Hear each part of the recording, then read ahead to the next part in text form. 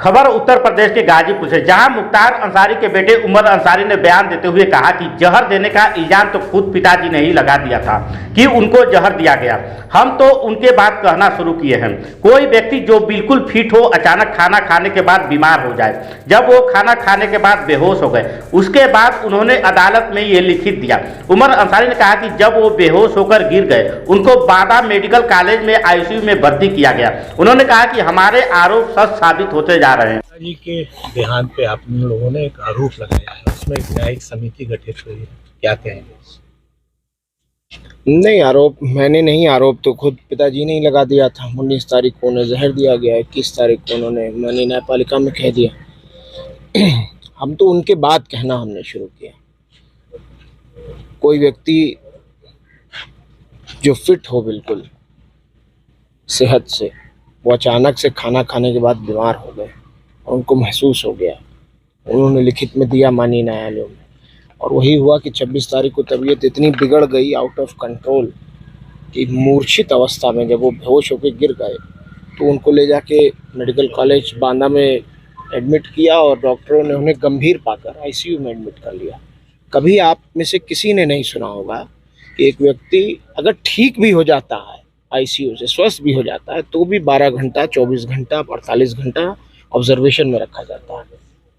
4 बजे भोर में 26 तारीख को आईसीयू में और 5 बजे शाम में बांदा की तन्हाई बैरिक में, जेल में। कहीं सोचा है किसी ने ऐसा हो सकता है? कुछ नहीं। तो इसलिए इल्ज़ाम तो जो हमने लगाए हैं वो तह बतह खुलते जा रहे हैं, तह बतह वो साबित होता जा रहा है। और एक दिन उन्होंने किसी तरह गुजारा है। 28 को मेरी उनसे वार्ता हुई, लगभग 4 बजे उनकी इंतकाल होने से 3 घंटा पहले या 2 घंटा पहले। आपका फोन जो एक वो सब वायरल है, सब जान रहा, देख ही रहे हैं सब लोग। और उसके बाद उनको बेहोश होकर गिर गए वो, और हार्ट फेल हो गया उनका, ये इन लोगों का कहना है। इसके पीछे एक गहरी साजिश है। हमने साफ कहा है कि ये स्वाभाविक मौत नहीं है, ये सुनियोजित हत्या है। अब्बास अंसारी के सवाल पर उमर अंसारी ने कहा कि हमारे बड़े भाई विधायक हैं, सुप्रीम कोर्ट बंद होने की वजह से वो आ नहीं पाए। पिता सब कुछ होता है, एक पुत्र अपने पिता के लिए कुछ नहीं कर सकता है। उमर अंसारी ने कहा कि गरीबों की जो मदद करते थे, उनकी लड़ाई लड़ते थे, वो रास्ता मेरे लिए छोड़ गए हैं। हम गरीबों को लामबद्ध होकर उनकी मदद करेंगे। अब्बास अंसारी से मिलने गए थे आप? जी, मिलने गए। कैसी रही? हमारे बड़े भाई हैं, विधायक हैं, जेल में बंद हैं, एडमिनिस्ट्रेटिव पावर है, डीएम को नहीं आने दिया गया, स्टेट चाहता ला सकता था, नहीं। इत्तेफाक था कि माननीय उच्चतम न्यायालय सुप्रीम कोर्ट बंद थी, वरना निश्चित रूप से वो यहाँ होते उस दिन, कि मुझे यकीन है अपनी न्यायपालिकाओं पर। लेकिन चलिए, नहीं आ पाए। अब आगे के लिए हम लोग प्रयास करेंगे। स्वस्थ हैं, ठीक हैं, बहुत ज़्यादा हिम्मत से हैं, बहुत साबिर हैं, बहुत सब्र कर रहे हैं। कहेंगे क्या यार, पुत्र के लिए पिता सब कुछ होता है भैया। आप खुद सोचो, आप भी किसी के पुत्र हो गए। अब हम दोनों भाइयों के बीच की बात है, मैं आपसे तो कतई नहीं बताऊंगा, बस इतना कह रहा हूं कि बहुत मजबूत हैं, बहुत ठीक हैं, और रोज़ा रख रहे हैं, नमाज पढ़ रहे हैं, कुरान शरीफ पढ़ के तिलावत करके बख्श रहे हैं, उनके लिए दुआ कर रहे हैं। एक पुत्र अपने पिता के लिए कुछ कर नहीं सकता है, और हम दोनों भाई उनकी सेवा नहीं कर पाए। जीवन भर भी सेवा करते तो भी उनके लिए कुछ नहीं कर पाते, और अब तो हमारे पास बस यही मौका है कि जो रास्ता वो गरीब, मजलूम, बेसहारा, यतीमों को, कुचले लोगों को सताए जाने के लिए वो जो लड़ाई लड़ते थे, उनका आंसू पोंछते थे, उनकी मदद करते थे, अब वो रास्ता हमें, हमारे लिए छोड़ गए हैं। हम उसी तरह गरीबों को लामबंद करके, एकजुट करके उनकी मदद करेंगे, उनके लिए खड़े रहेंगे। यही आशा और यही उम्मीद हमारे सीनों में है। उमर अंसारी ने कहा कि Qatar, Dubai, Mauritius, Singapore, America, England से लोग कॉल कर रहे हैं। जो गरीब जनता है वो लगातार आ रही है। उमर अंसारी ने कहा कि मेरे पिता कोई कुछ कहे, गरीबों की रहनुमा थे। वो कभी ढाल बनकर खड़े रहे तो कभी तलवार बनकर लड़े। सवाल छोटा सा है कि तमाम लोग आ रहे हैं, उनकी कब्र पे फातिहा पढ़ रहे हैं, वीडियो कॉल के जरिए लोग जी मुख्तार अंसारी का दर्शन कर रहे हैं। चलिए, सच तो बताया आपने कम से कम। जी, Qatar, Dubai, Mauritius, Singapore, South Africa, America, England, इतनी जगहों से तो लोग कॉल कर रहे हैं, और कई जगह दुबई से तो, कतर से तो लोग आ गए, आके मिट्टी दे रहे हैं और वो कर रहे हैं।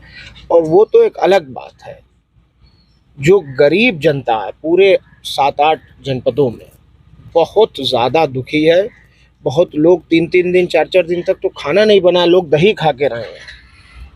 और हर वर्ग में ये हाल है, हर वर्ग में। और उस दिन का जो जनाजा था वो सही कहा विधायक जी ने अभी कि उस जनाजे ने उस मीडिया के जो प्रोपेगेंडा था माफिया और गुंडा कहने का, उसका भी जनाजा उसी दिन निकाल दिया। मेरे पिता कोई कुछ कहा करे, ज़बान है उसमें हड्डी तो होती नहीं, कोई कुछ कहा करे, मेरे पिता रहनुमा थे। गरीबों, मजलूमों, बेसहाराओं के लिए वो कभी ढाल बनकर खड़े रहे तो कभी तलवार बनकर लड़े। उमर, एक अपनी मां आफसा अंसारी के सवाल पर उमर अंसारी ने कहा कि मेरी वकील से बात हुई है और उम्मीद करते हैं कि जल्द उनको कानूनी रेमेडी मिलेगी। उमर अंसारी ने कहा कि कानूनी रूप से हम अपनी लड़ाई को जारी रखेंगे। मुख्तार पर बोलते हुए उमर अंसारी ने कहा कि उनको जब पंजाब से बांदा जेल में लाया गया, वहां के जेल के क्यारियों की कोई फूल नहीं बचा था, उनके ऊपर फूलों की वर्षा हुई। जो सवाल पब्लिक के बीच में है, जनता भी जानना चाहती है कि मुख्तार अंसारी के आप 2 पुत्र थे और उनकी जो पत्नी है आपकी माता जी, उन्होंने शायद दर्शन नहीं किया। सही बात। उनके लिए क्या करना है, वो क्या हाजिर होंगी? मेरी वकील से बात हुई थी, हाई कोर्ट इलाहाबाद के गोपाल चतुर्वेदी जी, वो मेरी वालदा के, मेरी माता जी के वकील हैं। उन्होंने बताया कि हम जुडिशियल रेमेडी लिए हुए हैं, उम्मीद है कि जल्द इंसाफ मिले। उम्मीद तो हमें रखनी चाहिए, उम्मीद रखें। तमाम लोग दर्शन कर रहे हैं, आप भी चाहेंगे कि माँ जो है वो अब जख्मों को मत खुरे दिए। मैंने बहुत साहस, बहुत हिम्मत, बहुत धाड़स बना रखा है। मैं 25 साल का ही हूँ अभी। मेरा भाई नहीं है, मेरी माँ नहीं है, मेरे पिता चले गए हैं। लेकिन आप माननीय लोग जो पिताजी के साथ रहे हैं विधानसभा में, MLC लोग, विधायक लोग, वो तमाम नेता लोग फ़ोन करके, बहुत लोगों ने बहुत प्यार दिया है, हिम्मत दी है, साहस दिया है। और सबने कहा है कि बेटा तुम अकेले नहीं हो और तुम्हारे पिता की हत्या हुई है और हम इस लड़ाई में तुम्हारे साथ हैं। कानूनी रूप से हम अपनी लड़ाई को जारी रखें। उमर भाई, आखिरी सवाल, 40वां से पहले क्या लगता है कि अब्बास भाई भी आप? भैया उम्मीद तो किया जा सकता है, हम लोग प्रयास कर रहे हैं। उमर, एक खबर आ रही है कि बांदा जेल में लोग दुखी हैं या जिस भी वजह से टमाटर और नमक खा रहे हैं, कुछ ऐसी सूचना आ रही है? एक सूचना आपको नहीं होगी, मैं दे दूं। जिस दिन उनको पंजाब से ले आया गया था बांदा की जेल, उससे पहले वो बांदा रह चुके थे, फिर पंजाब चले गए थे। पंजाब से जब वापस सुप्रीम कोर्ट के ऑर्डर पे लाया गया तो सुप्रीम कोर्ट ने कहा था कि उनकी मेडिकल एडिक्वेट फैसिलिटीज़ का ध्यान रखा जाए। और जब बांदा की जेल लाया गया था तो बांदा की क्यारी में, जेल की क्यारियों में कोई फूल नहीं बचा था। ये बात किसी को पता नहीं, मैं आज खोल रहा हूँ इस राज को। कोई फूल नहीं बचा था। वहाँ के कैदियों ने, जब वो अंदर घुसे हैं जेल के, तो सारे बंदियों ने, उस वक्त जेल खुला हुआ था, सुबह के 6 बजे उनको जब दाखिल किया गया, जेल खुल चुका था, तब तक जेलर के कमरे में बैठा हुए थे। सारे कैदियों ने फूल सारे तोड़ के क्यारियों से और उनको फूलों की वर्षा उनके ऊपर की थी। गरीब, मजलूम, बेसहारा, कहीं भी किसी जनपद, किसी जगह, मेरे यहाँ लोग केरला से भी अभी आए हैं, महाराष्ट्र से और राजस्थान से मोटरसाइकिल से लोग आए हैं, झारखंड से मोटरसाइकिल से लोग आ रहे हैं।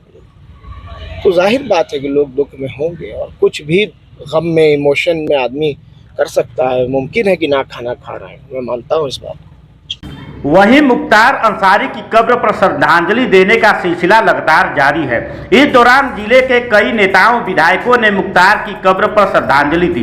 गाजीपुर सदर सीट से सपा विधायक जय किशन साहू ने मुख्तार की कब्र पर पहुंचकर श्रद्धांजलि दी।